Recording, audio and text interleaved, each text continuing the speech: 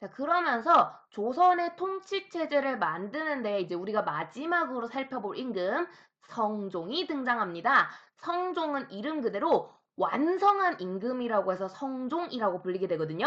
바로 할아버지의 업적이었던 경국대전을 최종적으로 완성시킴으로써 조선의 초기 제도, 시스템 이런 것들을 완성한 임금이 성종인데요. 실은 이 성종이란 임금은요, 원래 왕이 될 운명이 아니었다고 해요. 왜냐하면 여기에 내가 저주 이야기도 넣기는 했지만 실제 저주로 죽은 건 아니고요. 어쨌든 근데 세조의 아들들이 이유는 정확히 알 수 없지만 좀 비명 행사를 해. 갑작스럽게 일찍 사망을 하거든요. 그래서 원래 세조의 장남으로서 차기 왕 자리에 올라야 했던 의경세자가 아닌 밤중에 홍두깨로 갑자기 사망을 하게 됩니다. 사망을 해가지고 원래는 그럼 왕위 후계 계보도가 어떻게 되냐? 손자가 물려받아야 되는데 그때 여러 가지 좀 정치적인 이런 논쟁 과정 속에서 둘째 아들인 예종이 왕위를 물려받게 돼요. 근데 예종이 아까도 말했지만 역시 왕위에 즉위한 지 2년 정도밖에 안 된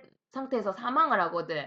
이 참고로 예종이 되게 대단한 임금인 게 결혼해가지고 12살인가 11살인가 그때 아빠거든요. 여기 있는 인성대군이라는 애가 예종이 10대 때 낳은 아이예요. 10대도 너무 어리죠. 12인가 13인가. 아무튼 그때 낳은 아들인데 그래서 그런가 일찍 죽어요. 그러면서 뒤늦게 이제 제한대군이라고 늦둥이를 얻는데 왕위에 오르고 나서 근데 얘가 이제 왕위에 오른 뒤에 낳은 아들이었기 때문에 예종이 죽었을 때 돌도 안 지났던가 그래. 너무 어린 거야. 너무 어리다 보니까 결국 예종은 자기 아들한테 왕위를 못 물려주게 되고요.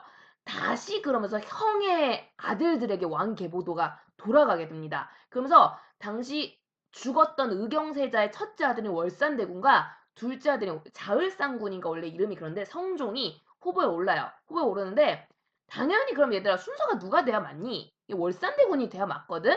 돼야 맞는데 이때 성종에게 아주 엄청난 백이 하나 있어요. 성종이 장가를 잘 갔어. 와이프가 한씨였거든. 한씨. 얘들아, 영화 보고 온 친구는 이 한씨와 관련된 인물이 하나 있었을 거예요. 한명회라고. 혹시 아까 봤습니까? 한명회라고 세조를 임금으로 만드는데 가장 큰 공을 세웠던 세조의 킹메이커였던 사람이에요. 참고로 선생님의 외가댁 조상님이기도 해요. 그런 사람인데 간신으로 유명하죠. 점점점. 아무튼 그래서 이 한명회가 자신의 딸을 성종에게 시집을 보낸 상황이었거든. 그러니까 한명회 입장에서는 이왕이면 자기 사위가 왕이 되면 좋잖아. 그래서 그 세조의 와이프였던 당시 대왕대비를 엄청나게 열심히 설득을 해. 그러면서 결국 성종이 왕위를 물려받게 되는데 그때 나이가 당시 12살. 어. 이 12살짜리가 무슨 왕 노릇을 하겠어요. 그죠?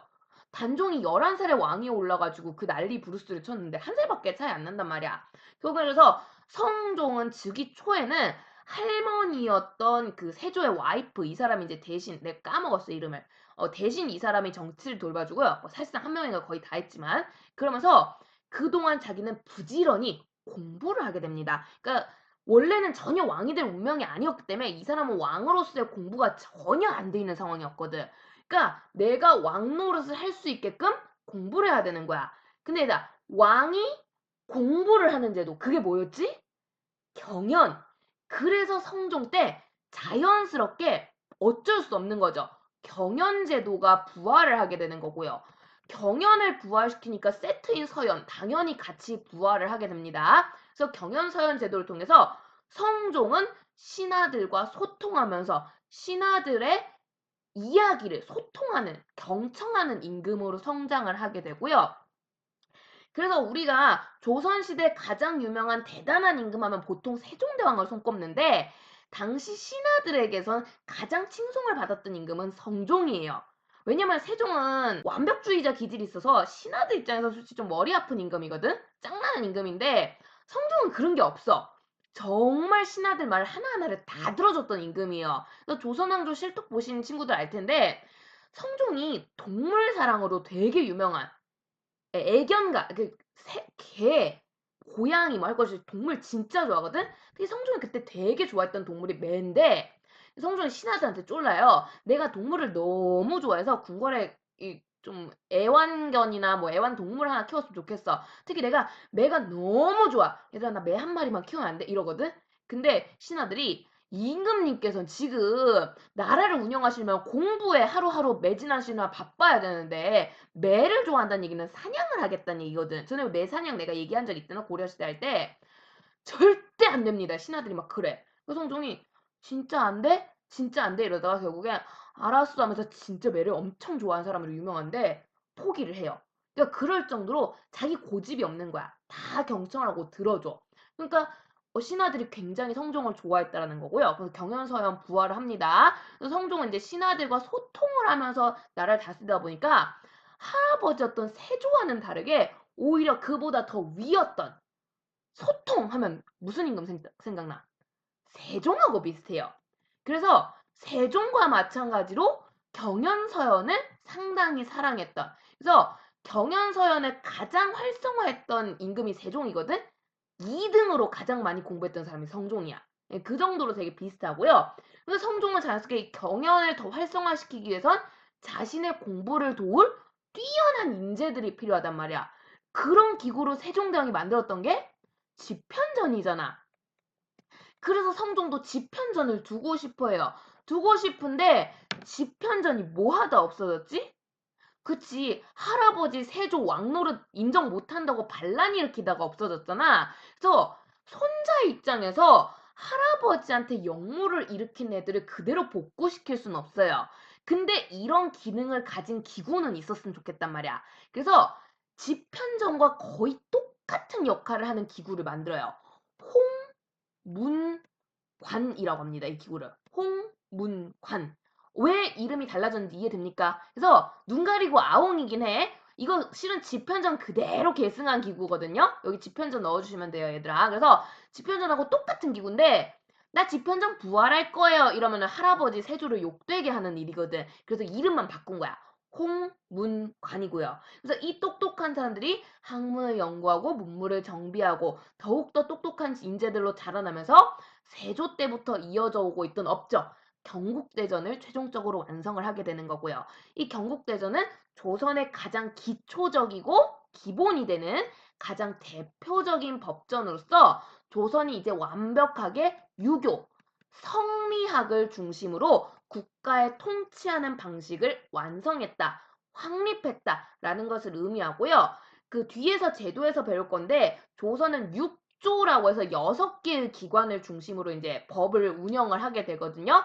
거기에 맞춰서 법전 형식도 역시 크게 6개의 법전으로 구성이 됩니다. 구성이 되면서 여기 이제 맞춰서 법전을 하나하나 만들게 되는데 이 법전이 되게 대단한 게 큰 틀, 그러니까 국가를 운영하기 위한 가장 큰 틀만 만든 게 아니라 백성의 일상생활 하나하나까지도 법을 담으려고 되게 노력을 해요. 그래서 세조 때 한 방에 완성 못한 이유가 있는 거죠. 이 대표적인 게 세종대왕 때 만들어진 제도인데요. 이 들어본 친구들 많을걸? 세종대왕이 워낙 백성을 좋아하는 임금이다 보니까 누구까지 챙기냐면 노비까지 챙긴 임금으로 유명하거든? 그래서 세종대왕이 보니까 이 노비들이 우리 앞에서 배웠지만 얘는 인간이 아니야.